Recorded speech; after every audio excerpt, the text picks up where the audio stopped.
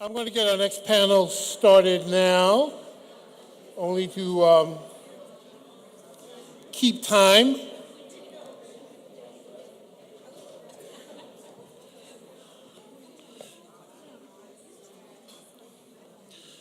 Our first panelist, in fact, before I ask Mike Ybarra to come up, I want to preface this, I want to say it quickly so I don't eat into time, but it was a point that was being made earlier this morning. You know, one of the great challenges that we have is innovative therapies and making them accessible. You heard from the Association of Black Cardiologists on the work that they're doing in order to make these new therapies accessible to not just minority populations, but to everyone. When we look at it, you know, we think of the infrastructure that we're building as we go about the business of building sustainable, healthy communities. So I reached out to Michael Ybarra, Dr. Ybarra, over at the at Pharma, the Pharmaceutical Manufacturers and Research Trade Association, to come in and talk to us about prescription medicines, pricing, and all that. So I'm going to turn it over to Mike.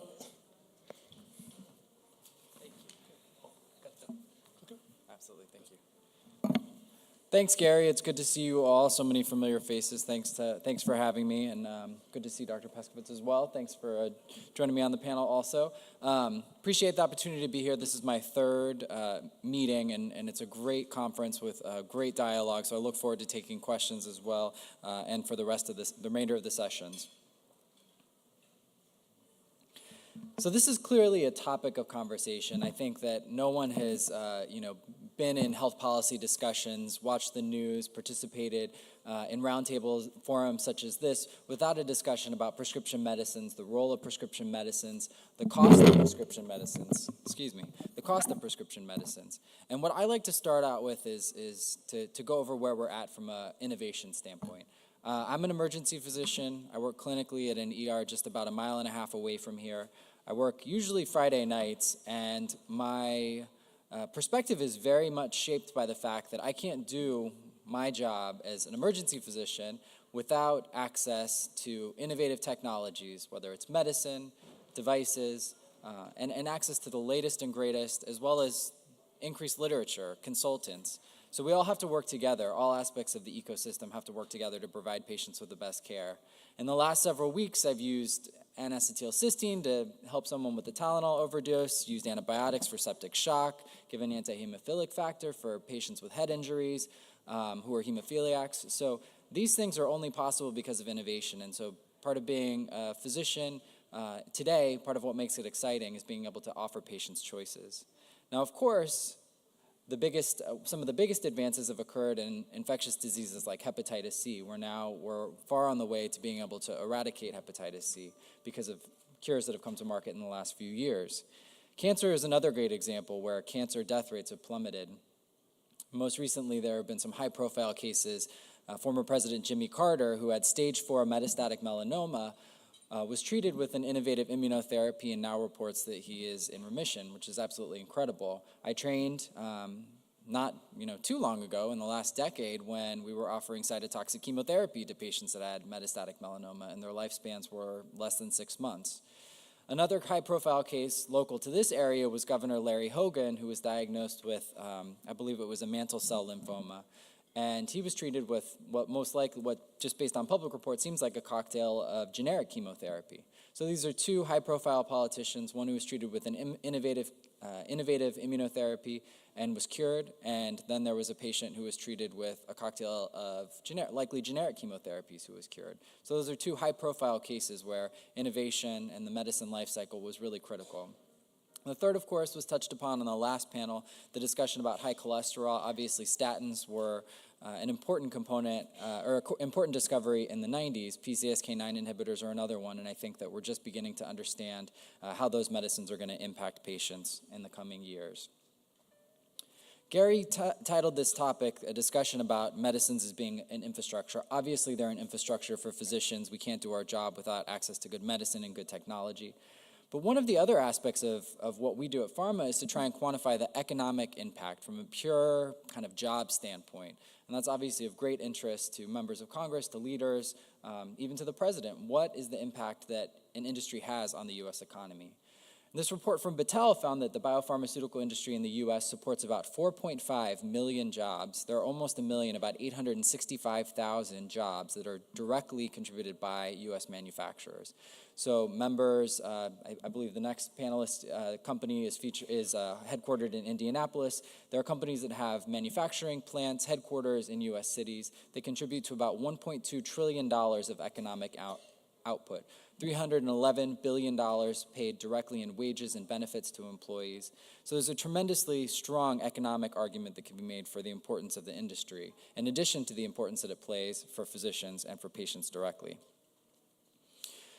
The pharmaceutical industry, one of the things that's frequently talked about is research and development. And I do these panels a fair amount with physicians who always, one of the questions that I often get is, well, what's the comparison of R&D spending to advertising spending? And I can say with that the amount that we spend on advertising is far less than is spent on R&D. Pharma members spend roughly $70 billion on research and development. 17% of all research and development that occurs in the United States is done in the biopharmaceutical industry. And personally, when I came to this position and I learned more about the role that the industry plays in the economy in terms of jobs and research and development, when I thought about innovation, being a Californian, I always thought about the Silicon Valley, the amount that was spent by software companies. And yet you can see that the pharmaceutical industry is 17%, so well above the amount spent by software, things like automobile, aerospace, computer systems, and other U.S. industries. Now, physicians know that you have to take your medicine in order to be able to save. Spending money on medicines does improve the amount that we spend in other aspects of the healthcare system. So if you prescribe a patient a diuretic for congestive heart failure, an ACE inhibitor, if they're able to take those medicines, you can create an offset in terms of preventing a hospitalization, preventing additional visits, preventing additional imaging studies. There was a study that was published in the American Journal of Managed Care that if patients were adherent to their congestive heart failure regimens, you could save roughly $22.4 billion. If you were to discover a medicine that could delay the onset of Alzheimer's disease by just 5 years, you could save over $300 billion between now and 2050. So there again, medicines are really critical to creating offsets in other aspects of the healthcare system. Apologies. These are some really adherence-specific conditions. One is congestive heart failure, which I just mentioned, where if you're adherent to your medication regimen, you would spend about $1,000 a year on those medicines, and yet you would save roughly $8,000 per year in hospitalization. Diabetes, hypertension, hyperlipidemia, these are other areas that are very adherence sensitive. You take your medicine, you're able to save in other aspects of the healthcare system. And yet oftentimes, a health insurance design will sometimes disincentivize patients. If patients have to pay more and more out of pocket, they may be more likely to leave their medicine at the pharmacy counter. That is not an area that the manufacturer controls. The manufacturer doesn't control the amount of cost sharing that the patient has to experience. And yet there are certain conditions where you would really want to incentivize patients to take medicines. Diabetes, hypertension, hyperlipidemia, congestive heart failure are just some of those examples. Medicines are a stable share of healthcare spending. Despite what you might hear on the news, medicines account for roughly 14% of U.S. healthcare spending. Now that is an average across all payers. There are certainly plans or examples of plans where you might spend more. There are examples of plans where you might spend less. But 14% is the average. About 10% on retail prescription drugs, what you pick up at the pharmacy counter, that's in yellow. And then 4 to 5% that's in orange is the non-retail. So those are the physician-administered drugs, things like chemotherapeutics, biologics, other medicines that require an infusion. Now that has been stable since the CMS actuary began measuring this percentage, and it's projected to be stable through 2024, or I'm sorry, beyond that, beyond to the point where CMS actually has measured those windows.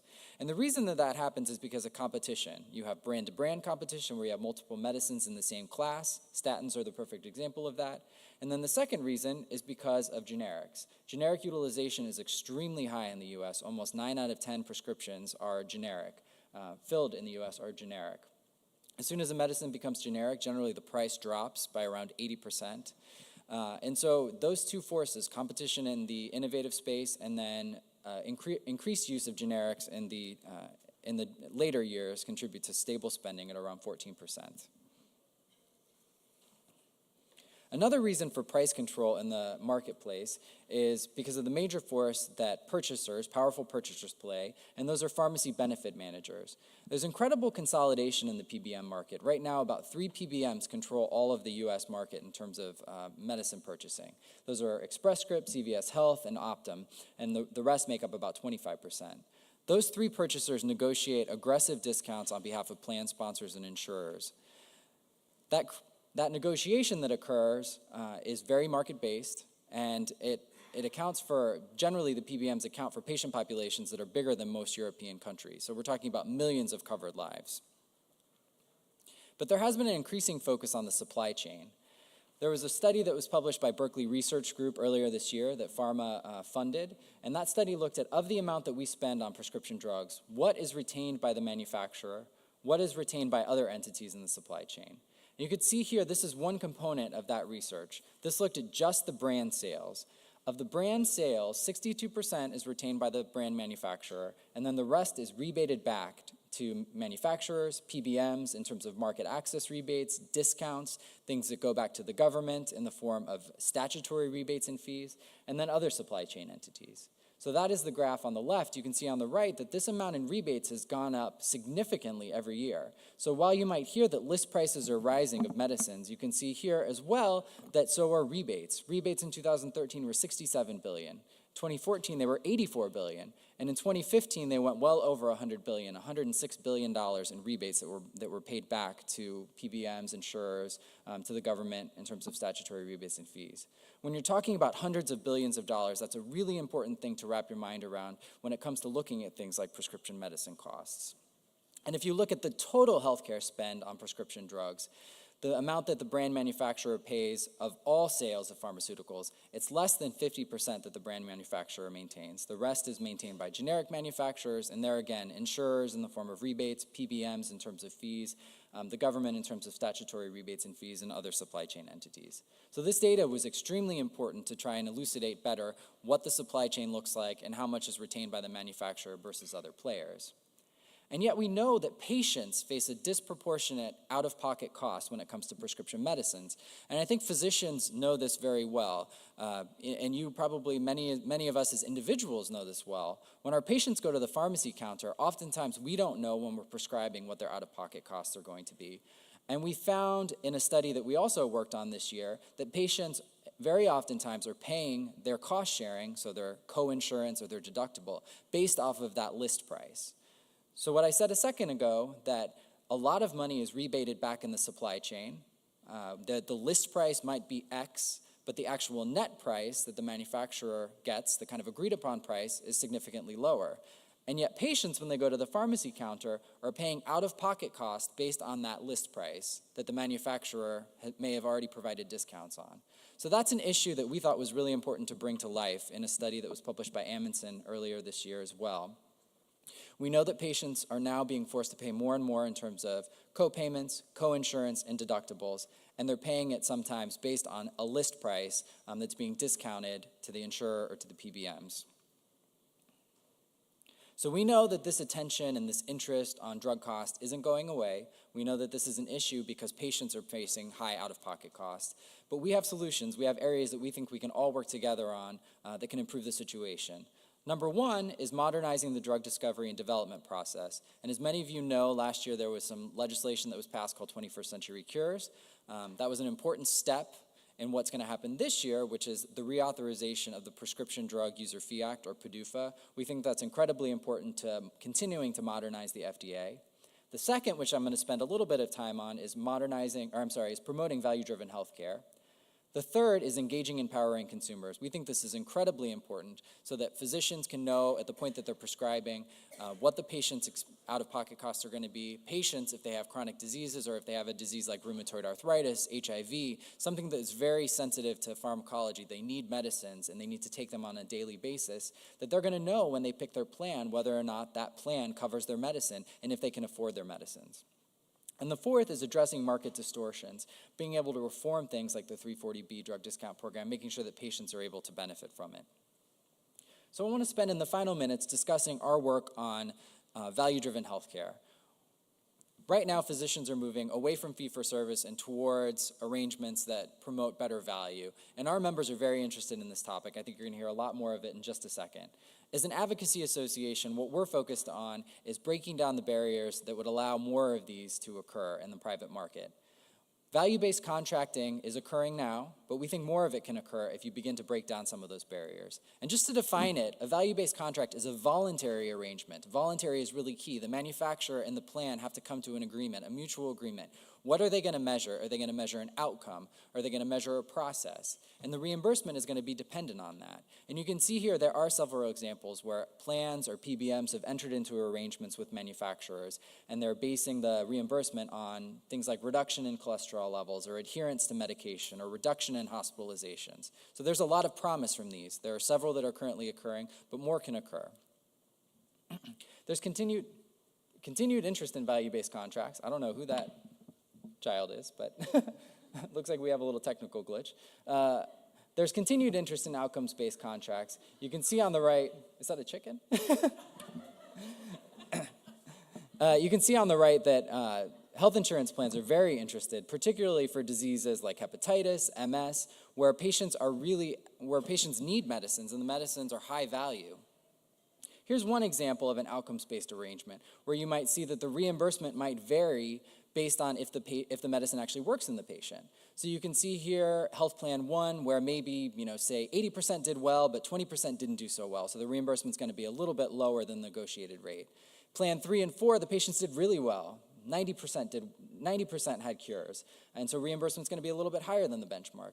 And you could see plan 5, patients weren't that adherent maybe, or there were issues with the particular population, and so reimbursement was much lower because patients didn't get the results. So that's an outcomes-based contract where you're measuring based on a result.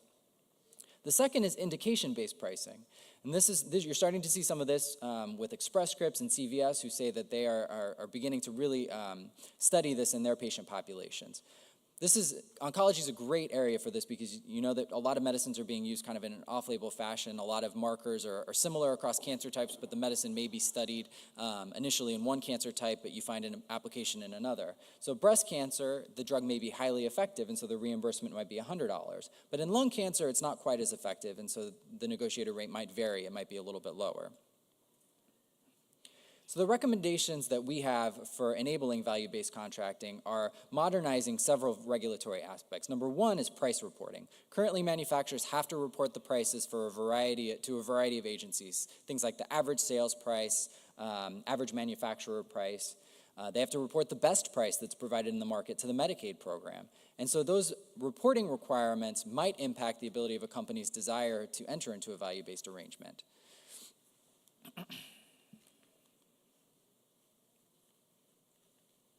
Excuse me, trying to get back. So you could see here that health insurance plan number 5 might trigger a new best price for the entire Medicaid program.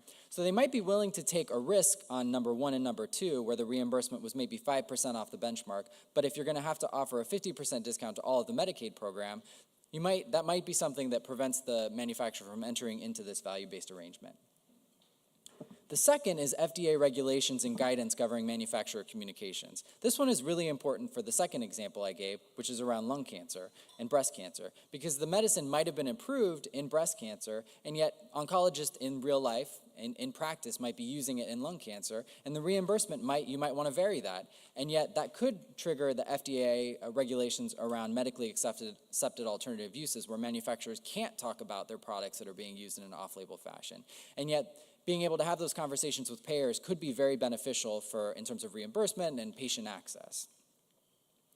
And the final one is modernizing the anti-kickback statute. We think that a fair amount of work needs to be done in this regard. Things like adherence support services. Manufacturers have a great interest in developing adherence support services, and yet that might run afoul of the anti-kickback statute and the OIG guidance. So in summary, Manufacturers and pharma are very interested in ways that we can work together, ways that we can work with providers, ways that we can work with other associations to deliver better value for patients. And our members are greatly interested in doing that. Value-based contracting is one way, and I know that the next speaker is going to have a lot more to say on that. So thank you again for the opportunity, and look forward to taking questions.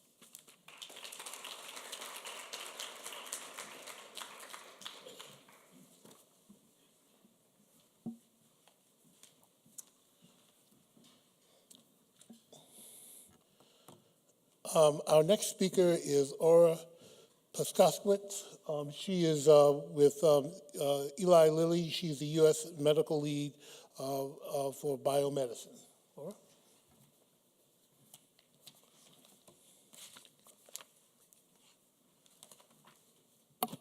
Well, thank you so very much. I want to thank Dr. Ybarra for going ahead of me because he really set the stage so very well for the things that I'm going to talk about. And I'm going to take a deeper dive into some of those topics and give you some further examples. I also want to thank you for inviting me to be here today. I'm really just thrilled to be with all of you. So I want to talk about a little bit about what I do and share some common ground with you.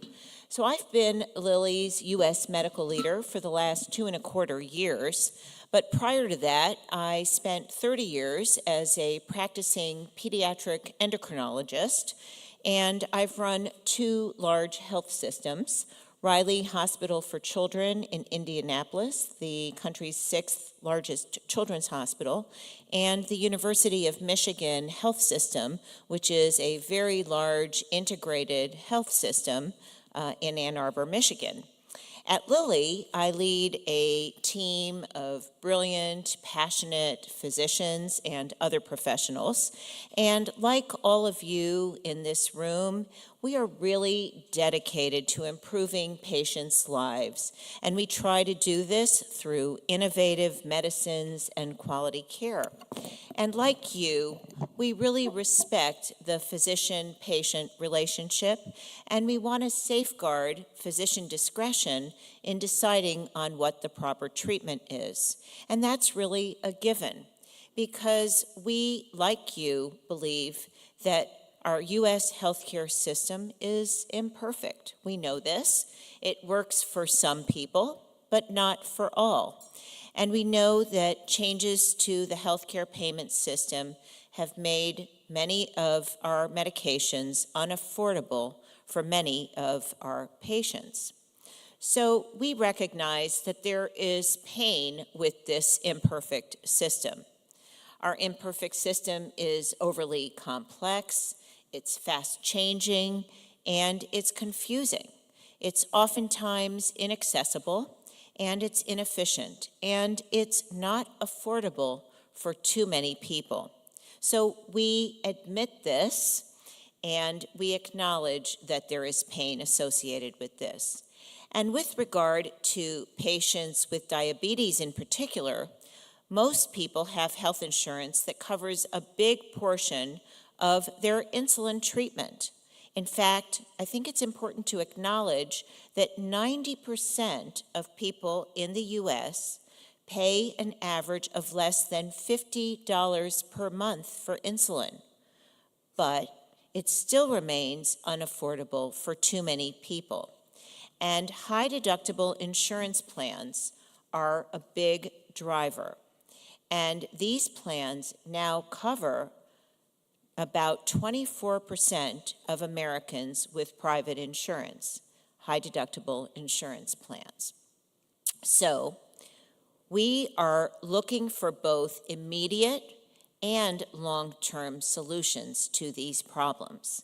Now, the challenge is across all sectors of healthcare: pharma, payers, physicians, and advocacy groups.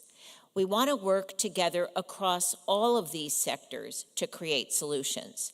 And our goal is to make breakthrough medicines available and affordable for patients.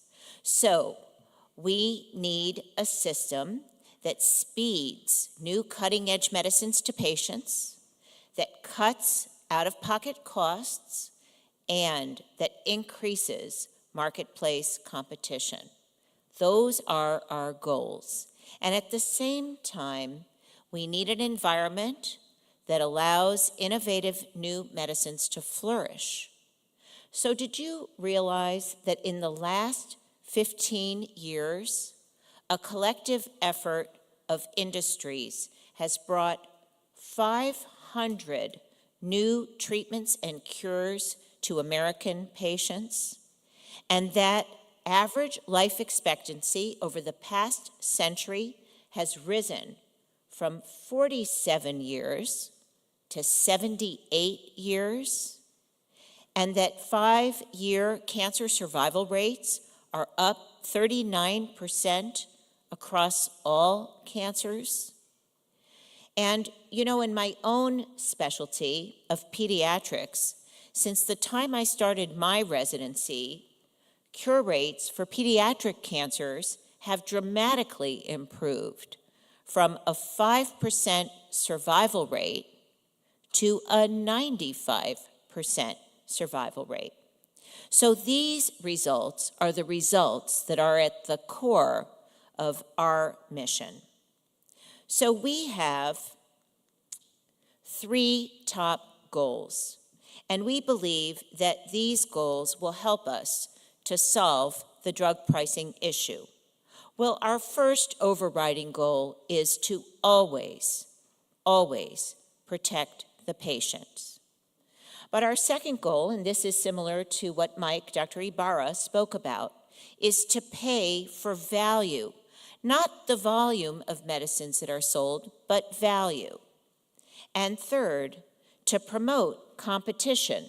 So why would we want to promote competition? Because more competition leads to more innovative medicines and medicines that are discovered more quickly.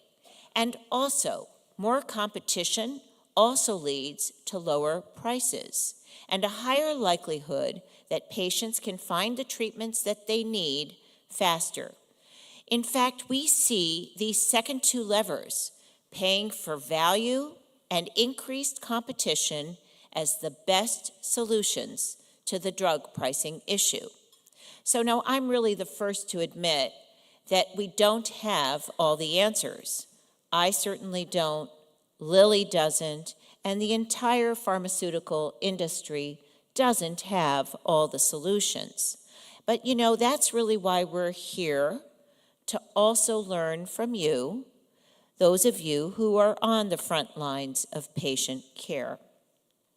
But we do have some ideas, some like the ones that Dr. Ybarra spoke about, and others, and we think that these ideas lead to change for the better. So I'm going to go into some more detail on some of the ideas that we have. And the first one is one we call value-based contracts. So Lilly is partnering with several insurers on these value-based contracts. And this model ties the price of medicines to the value and outcomes that they provide. And that's how we think it should be. So this means that what payers ultimately pay for our medicines depends not on the volume, but on how well they work for patients. So one example, and Mike had this in his slide, is that we've agreed to base a portion of our payment on how well one of our medicines, the drug Effient, works to reduce rehospitalization in heart attack patients with stents. More costs to the insurer means lower payments to Lilly. We have similar value-based contracts in place with the drug Trulicity. And as we work to lower patients' hemoglobin A1C values, then we will get paid more. But if hemoglobin A1C values rise, we will get paid less. So we're taking a leading role in emphasizing value over volume. On January 1st, Lilly also began offering a discount of up to 40% on insulin products for people who pay full retail price at the pharmacy. These include uninsured people or people in the deductible phase of high deductible insurance plans. And this program helps patients benefit from Lilly's rebates at the pharmacy, or what we call at the point of sale. The discount is provided through our agreement with Express Scripts using Blink Health technology. The process is quick and it's very easy. And while it's not a solution for everyone, the program is unique and an important step forward. So I hope you can see that we're absolutely committed to finding solutions so that everyone who uses insulin has affordable access. And that's not all we're doing. We're also working to enhance transparency. Details about Lilly's list and net prices and rebates and discounts, all of that has been published in our 2016 Lilly Integrated Summary Report. And greater transparency will make it easier for patients, for physicians, for payers, for policymakers, and for others to understand our pricing and our efforts to make our medicines affordable for everyone. In 2016, our Lilly Cares Foundation Patient Assistance Program supported 111,000 patients. The largest patient populations that we served were mental health patients, followed by patients who have diabetes. And to further reach needy patients in the U.S. who have trouble accessing insulin, Lilly is starting a new program this spring to donate Humulin, 70/30 Humulin, through not-for-profit organizations to an established clinic network. Our partners include Direct Relief and AmeriCares, with plans to expand the program further in the months ahead. It is vital that people taking insulin can access and afford it. I already told you I'm an endocrinologist, so I know this personally. And an immediate way to reduce their out-of-pocket expenses is to exempt insulin from the deductible phase of health plans. For instance, Lilly exempts insulin from the deductible for our own employees who use it. By helping people more easily access their insulin, it gives them a better chance of being healthy by staying compliant and spending their money on other essential items, which could actually save on overall medical expenses for a plan. Other employers can also follow Lilly's lead by funding health savings accounts for high-deductible plans. By doing so, Lilly has kept medical spending growth under 5% per year. So, in summary, we believe that we should all work together to lift the cost burden off patients and increase the value of all aspects of the healthcare system. We will continue to discover innovative treatments for patients, as well as develop innovative approaches to care and innovative approaches to drug pricing. I want to give you one other example, and this is our commitment to Alzheimer's disease. I don't know if you realize this, but we have invested nearly 30 years of research in this one terrible disease. And in the fall of 2016, we reported our recent heartbreaking failure of one of our molecules, solanezumab. But our commitment is as strong as ever because patients are waiting for answers, and we know you are too. And as I said earlier at the beginning, making life better for patients is part of our 140-year mission. So we are not giving up.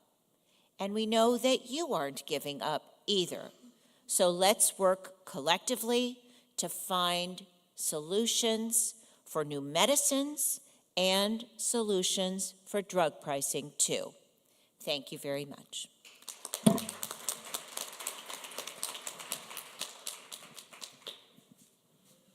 I'm going to open up the mic for questions. So if anyone has any questions, they can come to the mic. I want to start off, if you don't mind, with a question to Lily. I was listening to you, and it reminded me of I was reading a book on the Higgs particle in CERN. It was written by one of the physicists. And his son was 7 years old, had gone to school, and the teacher gave an assignment. And the assignment was, a 7-year-old, a very precocious kid, I guess. The teacher asked, so why do people take risk? Which, when I was 7 years old, I'm not sure I would have understood the question, but okay. And the child's response back was, because we all have to take risk every day. And the point of that is, what I understand about healthcare and prescription drugs is that their major purpose is to reduce our risk, to help us in a moment of crisis get access to a therapy. And what I've also seen, because I look at the data, is that it's hard to actually know what drug works in which patient, right? That there's a lot of variation there. And the point I'm making to you is, what I'm hearing is Lily's about to take a risk. You guys are going to the Las Vegas, so to speak, and you're saying that we're going to align our reimbursement with the outcome. Okay. Why did you do that? I mean, I get the point that we've got to find access to everyone. But I think it's important for everyone to understand that you are taking a risk here, that there's an implied risk in that conversation. So I would ask you some of the thinking behind that. Sure. Well, thank you very much, first of all, for the question, because I think it's an excellent question. So first of all, these are not completely Las Vegas types of risks, which I would say are generally random risks or risks that actually benefit the house.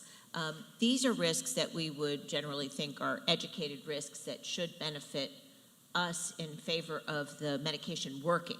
Because by the time that we would take a risk with a medication being on the market and working for a particular benefit, so let's just say Effient working for to stop MIs, or let's say Trulicity working to decrease hemoglobin A1C, a significant amount of work has been done. So we've been through preclinical trials, we've been through phase 1, 2, and 3 trials, and we're now at the stage where a drug is in post-marketing work. So we think it's an educated risk that the drug is effective and safe for the indication that it's out there for. So we've generally not assumed, but there are data to support the drug having the risk-benefit ratio for which it's been approved. So those are generally educated, they're not guesses, yes. Those are generally, the likelihood of them being effective and safe is generally pretty high. Sure. I will say, having been on the other side of the fence, the CEO of a large health system, it's not always, though, just dependent upon the drug being safe and effective, because oftentimes the medications have to be used the way we tested them. And sometimes when they don't work, it isn't just because they weren't effective. Sometimes they're not used properly by the providers or by the patients. And so that's sometimes where the risk comes in. And I don't know, Mike, if you have some data along those lines too, and you may want to comment on this as well.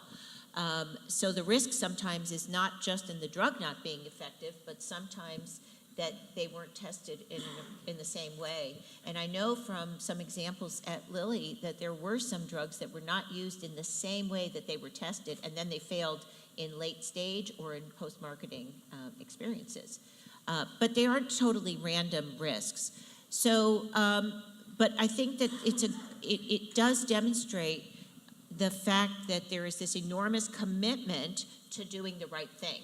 And so I think the point is that we don't want drugs out there in use that aren't safe and effective. And so I think it is probably the right approach to be paid for something that works and not to be paid for something that doesn't. Just a quick follow-up on that. In your answer, you also brought to the fore another set of assumptions, which is that you're going to get patient adherence. Yeah. That you are going to get physician prescribing correctly. So all of that is built into what you're... And those assumptions may not be correct. Yes. Okay. Well, that's, just to pick up on that, I think our members are very used to taking risk, and so that, whole process is built into the biopharmaceutical life cycle. You don't go to the FDA, you don't kind of start as a pharmaceutical company and be willing to, put your whole product through the FDA process if you're not used to taking risks. So risk is inherent just in getting a molecule approved. And then there's certainly risk in the value-based contracting as well. Sometimes we think we know the molecular pathway, we think we know something's going to work, and you don't until you actually get the clinical trial results. And same goes in a value-based contract. The data might be promising, but you never actually know until you're actually studying something in the marketplace. So there's always an unknown, but to the point earlier, it's based on data, I think, going into it. And then, our advocacy is really focused on what barriers can you bring down. So when I said the anti-kickback statute, I hope you didn't completely glaze over, because that is not the most exciting term in the world, but the anti-kickback statute is really important to making sure it's modernized, because if it's not, then we're not able to enter into adherence-specific contracts. Oh, thank you. If it's not modernized, then you may not be able to enter it into adherence-specific contract. You want to be able to incentivize, you want to be able to break down regulatory barriers so that companies have the ability to enter into these contracts with payers and be able to do adherence support services, for example. There's all sorts of innovative things that could happen in this space.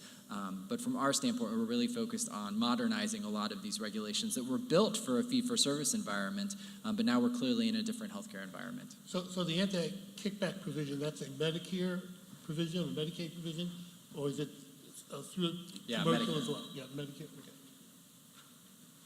Okay. Oh, yeah, I'm Dr. Berthel Archie, and I'm the second vice president for the National Black Nurses Association for the United States, and also I'm a professor at Bowie State University here in Maryland. And I want to thank immensely Ms. Gaston, you, Dr. Ybarra, and Dr. Pescovitz, I'm not sure if I'm pronouncing those accurately, for your information. And I would like to invite your commentary on some research that I've done and inquire as to how we may be able to partnership. When I did my doctoral research, I designed a medication adherence algorithm that teaches or facilitate medication adherence in older adults, 65 years and older.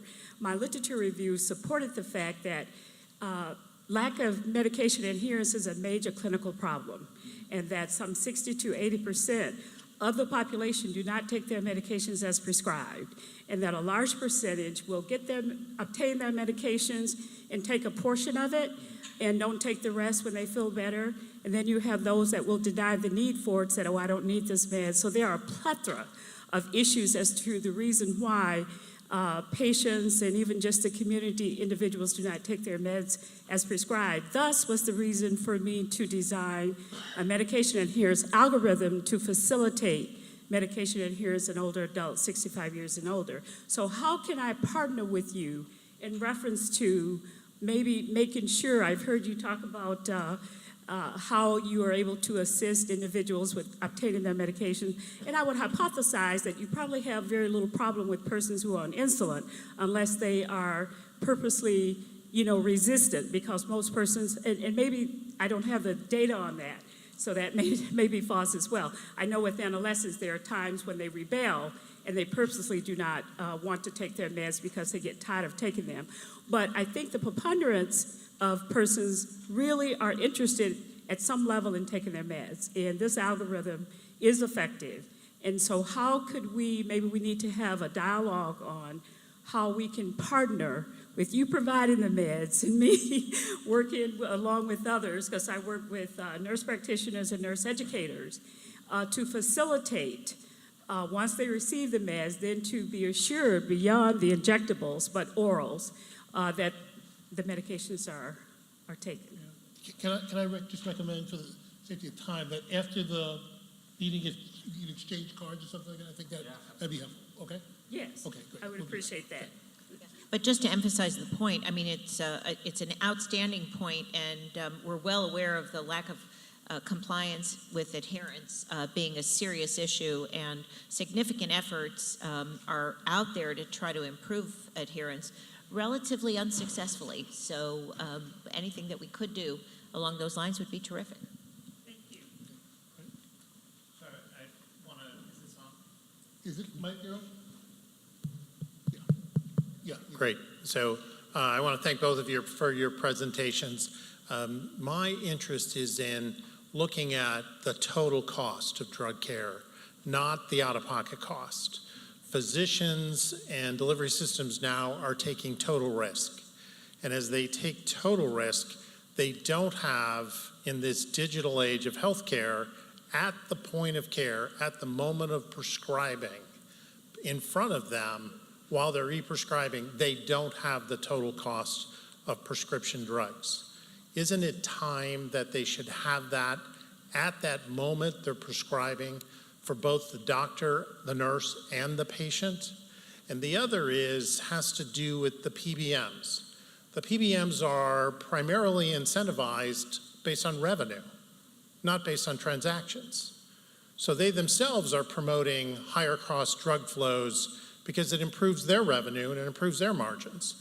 Shouldn't we be looking at the PBMs to get into this optimal value-based proposition as well and move away from revenue-based reimbursements and move to transactions? That's a great question. We're really interested in those subjects. Sorry, apologize. Not my day with mics. That's a great question. That's in large part why we worked on the study with Berkeley Research Group earlier this year. You know, I hear your point about providers being more and more at risk. You know, my father's a community-based physician. He works for a medical group, very much in the, you know, as a primary care physician, very much needs to know total cost of care in order to kind of get his incentive payments at the end of the year. You know, our work is a little bit of a step above that, and Berkeley Research Group was one kind of component going in that direction to try and get an understanding of what does the supply chain look like. You know, what are the incentives, getting to the second part of your question? What role does the supply chain play in those questions? So, you know, I think we are very interested in that. Again, a little bit of one level above that, but I think, you know, our organization for the remainder of the year, moving forward, is going to be continuing to look at those issues. Good afternoon, Melissa Robinson from the Black Healthcare Coalition in Kansas City, Missouri. And we have a diabetes registry in Kansas City, and I'm wondering about or your work with making sure that patients know about the discounts for insulin, and how are you reaching out to the community? Patient adherence is huge for us as well, but how are you all driving innovation in ensuring that patients are adherent, but also that they know about those discounts that are available to them when they show up at the pharmacy? Yeah, that's a great question. So I think that we are going, I don't know all the ways that we're reaching out, but I think that we are going mostly through providers, not, you know, directly to patient groups. We do have relationships with the Endocrine Society and the ADA as well. But if you don't know, then I think that's a sign that maybe we're not doing enough. So perhaps we need to do more. One other thing I'll just put on your radar is the one website that pharma has is called Partnership for Prescription Assistance. It's www.pparx.org. That acts as somewhat of a clearinghouse for most of our members that participate in it. And so even if it's not insulin, or if essentially you can go to the website or tell your patient to go to that website, type in the name of the medicine, and then it will link to the prescription assistance program for that particular manufacturer. So you don't need to know who manufactures it, you need to know kind of the name of the medicine the patient's on, and if it's in our system, then it kind of acts as a clearinghouse to hopefully make it a little bit easier for you all. Yep, absolutely. It's Partnership for Prescription Assistance is the name of the program, and it's www.pparx.org. Yeah, thank you. Hi, good afternoon. I'm always too short for these microphone setups, but my name is Janice Wiggins. I'm the governor's consumer health advocate in the state of Nevada in Las Vegas. So I wanted to come up to represent Las Vegas. It isn't all about some risk or good risk, right? All right. I wanted to ask, and I'm glad that you brought up the point about prescription assistance. So one of the many questions that we get that come into our office is related to access. And for those folks, although we know that we have the Affordable Care Act, we absolutely know that we still have folks who don't either qualify or health insurance is still unaffordable to them for whatever reason that may be. And not all states chose to expand Medicaid. So we still have those folks who are uninsured. Quite frequently, we find in our office that we get folks who come that are uninsured, they need access to medications, or they have health insurance, and the other side of having health insurance is that there are prior authorizations. There's something called medical necessity. There's also something called experimental and investigational, and insurers oftentimes deny certain medications that are being prescribed by physicians. So my question is, what do you feel that the role is for prescription assistance programs and helping folks to get access to medications that either they don't have access to because they're uninsured and can't afford it, or number two, because their health insurance is denying that medication? Thanks, that's a great question as well.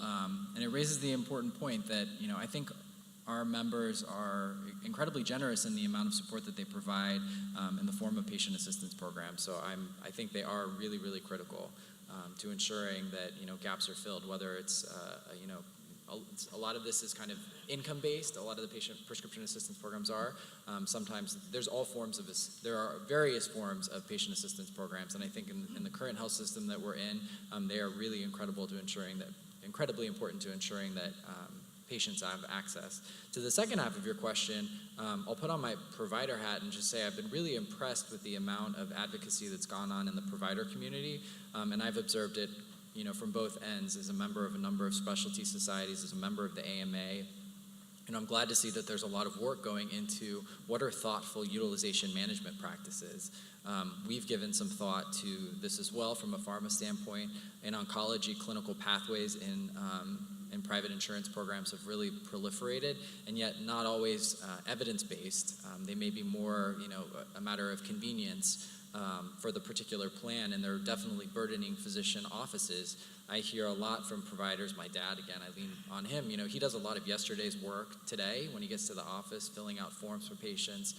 And so I think thoughtful utilization management is an important component of the market when it improves safety, for example, if it's a plan calling out drug-drug interactions, if you may not have known that your patient was prescribed a medicine from the emergency department, but the plan does because they have the data, that makes sense. But if it's just to put up roadblocks to slow down patient access, if it delays somebody getting on an anticoagulant because they have a blood clot or something along that, there is stuff that just goes way beyond what makes sense. And so I'm glad to see that the provider community is really starting to engage. There's been a lot of work that's happened in the last couple of months, and again, I think the AMA came out with some policies recently that I think start to get at that issue.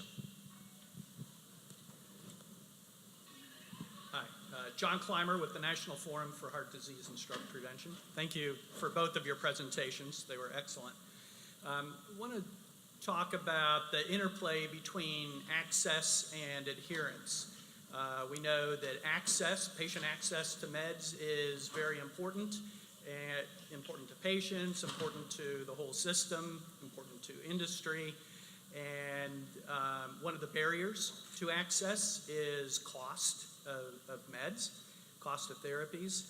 We also know that with adherence, there are both human and economic costs to non-adherence.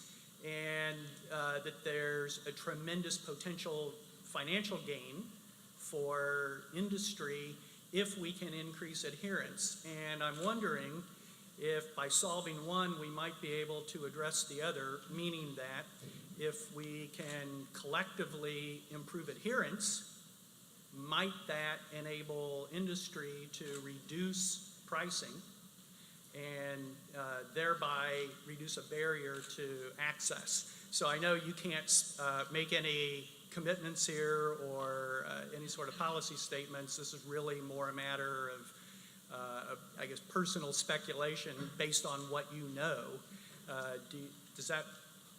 Do you think there's any potential for increased adherence to enable price reductions? I'll just speak more to the AJMC data, which I think I had kind of in the earlier half of my presentation, which is that improved adherence creates savings in the healthcare system. As a policy organization, that's really our focus more kind of on the research and what policies you can do to promote better adherence. You can, if you're not taking your medicine, but you already paid for it at the pharmacy counter and you're still getting a hospitalization, that's kind of a lose-lose. So, we're definitely, and our members are very interested in improving adherence, because if you've committed to the medicine, you want to make sure the patient takes it, and then we get the savings from it. And so that's where I think some of the value-based contracting, helps. It creates the incentives, or it improves the incentives, helps to align them, so that we actually get the savings. And to the earlier question on adherence as well, because I think this is related, Lilly has a number of different strategies and tactics and a variety of different tools that we are really investigating now to try to improve adherence, because this is a huge effort for us across many of our medications, both ones that we are now newly launching as well as ones that have been out, legacy products, because we recognize that this is a problem for all the reasons that you state and that the earlier questioner asked about as well. It's clearly a major issue, and it would dramatically improve how our medications are used. And ultimately, it would improve costs across the entire system, not just for pharmaceuticals, but across the whole healthcare system. It would decrease costs across the whole spectrum of healthcare. So it's both of those questions, I think, were really excellent about adherence. I'm going to end this session with some data that's worth thinking about. So we were looking at Medicare data, African Americans with heart failure and diabetes, and we were looking at the out-of-pocket costs that African Americans were spending for heart failure and diabetic medications. And their out-of-pocket costs were lower than whites by about 25%. But what was intriguing is that we then went over and looked at the out-of-pocket costs that African Americans spent for inpatient care. And what we saw was that African Americans with heart failure were paying, on average, more than whites were for out-of-pocket costs associated with inpatient care. The point I'm trying to make to you is that on one side, we can have this isolated conversation about prescription drugs and their costs, but we also need to understand that there's another side of the equation, which is if people are not getting best modern therapy, you elevate their risk. And that elevation of risk sometimes translates into inpatient care and emergency room visits, and certainly they're more expensive than the prescription drug cost. So, the data is there. We need to take a look. I think it's important. This is a really important conversation. I want to thank our panelists. Thank you so much. Thank you.